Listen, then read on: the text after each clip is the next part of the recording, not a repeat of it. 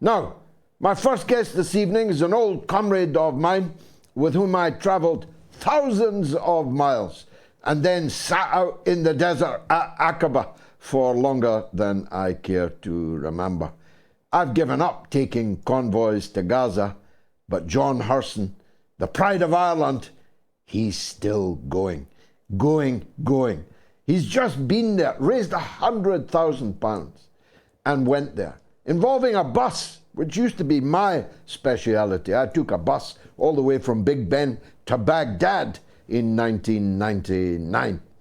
But John Hurson is still taking vehicles, still taking convoys, still taking aid to break the siege on Gaza. And I'm very glad to reacquaint myself with him now. John, wonderful to see you again. Tell us about your last mission, and then tell us about the mission you've got coming up.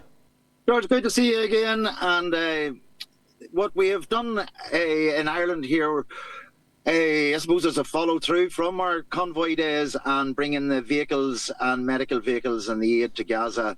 And what it is we came across a charity there, Palestine Aid in the UK, my brother Julu and Leila, and he was getting ambulances and mobile clinics built in Cairo, and they're getting lined up to go into Gaza at the earliest opportunity. As you know yourself, nothing's getting in.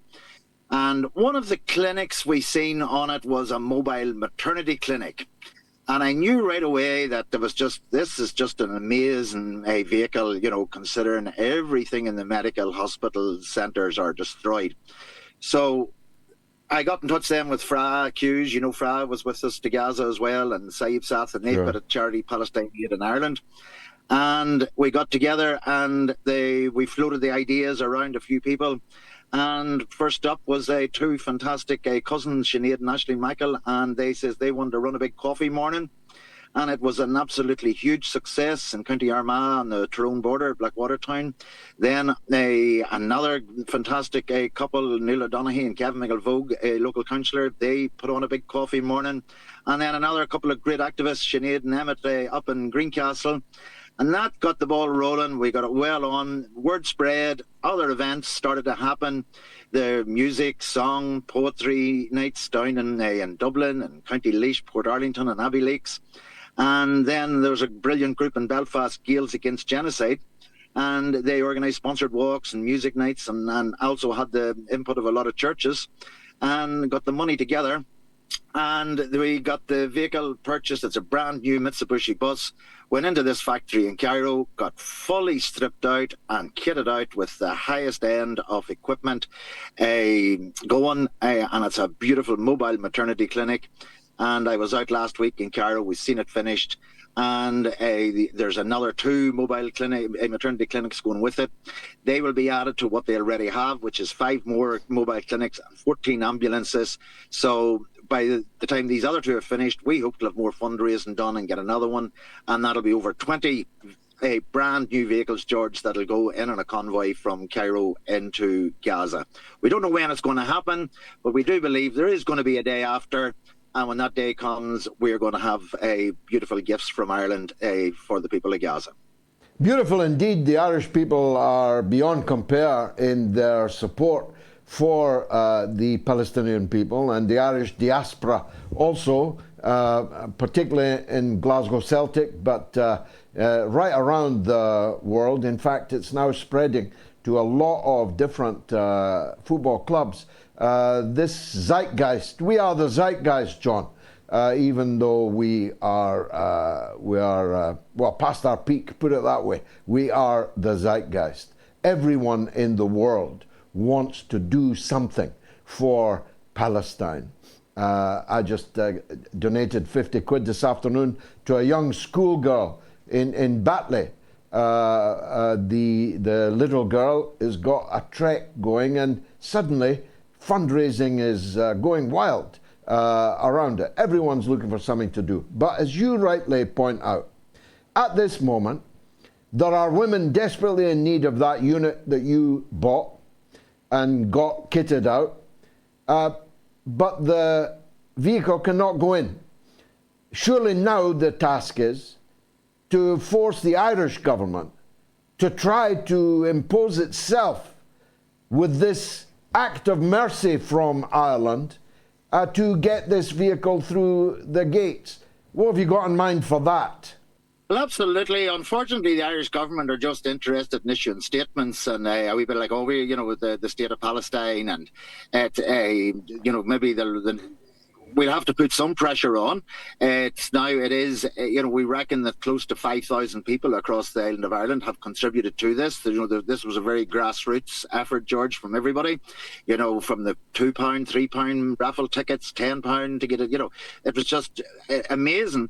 And that now, as I've said to everybody that I was fundraising with, this belongs to you, you own it. So then we can put the pressure on the Irish government, and they gotta have to do something, because just saying we made a contribution to an airdrop or a lorry load of flour that's sitting in a warehouse in Alarish, it doesn't cut any mustard. But now that we have something, it's right across the front of it. It says a gift to Gaza from Ireland. It's from the Irish people, and the Irish government, they need to be doing more, and so might every other government for that matter. They need to be doing a hell of a lot more than what any of them are doing at the minute. Oh, sure, every other government. I only make the point about the Irish government is that there would seem to be a possibility of forcing them to do something, whereas the British government and most Western governments are a part of the crime. I mean, they are deep right in the heart of the crime. And in Britain's case, of course, for 100 years past and more. Finally, John, how can people support your work? Irish viewers across the English-speaking world, millions of people watch this show every week. How can people support you? Well, we have a crowdfunder set up there that people can donate to, and then they can also look up Palestine Aid Ireland. They can check me out on Twitter or Facebook, and I can get in touch with anybody that wants to donate. We can share the details. And as I say, George, given our history of the convoys and that with people power, it's, you give us all an opportunity, the ordinary people, to, get in the vehicles. And I always talk about it was a journey to Gaza that I'm still on.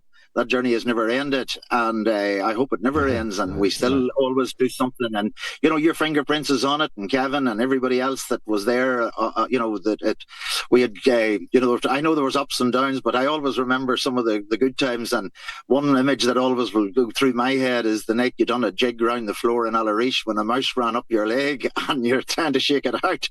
We called it Mouse Barrack. And so we have great memories and motivation. And when I was in Cairo last week, and just all I can think of is, it was great to see it finished, but the joy will be getting it in. And, there's 50,000 pregnant women at any one time in Gaza, and they need it. And the sooner they can get it, the better.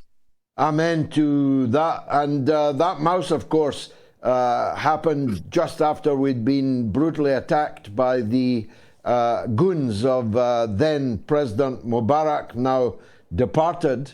But the Egyptian government that is now in power in Cairo isn't very much better so far as the Palestinians are concerned. Indeed, maybe even worse. What kind of cooperation did you get in Egypt? Or did you just give them a wide berth? Oh, wide berth. We dealt with there's a company called, or a NGO charity called Medics Worldwide that are dealing. They're an NGO. They're already in Al Shifa Hospital with doctors working there. And then there was this company that done the whole conversion. We didn't have any government to deal with, and likewise with all the vehicles, because they've all been purchased in Cairo and will go in there. So we don't have any government dealings with. But it's amazing, George. You might as well be in New Zealand as be in Cairo. We're 5 hours down the road from Gaza. You don't see Palestinian flags. There's no protests allowed at all. As I say, you could have been a million miles away, and yet it's only a few hours up the road. And I don't know, it's like the people. Now, you do talk to the people in Egypt, and they are deadly sincere, and they would love to, see things happening, but they can't do it. It's just not politically possible. Powerless, yeah.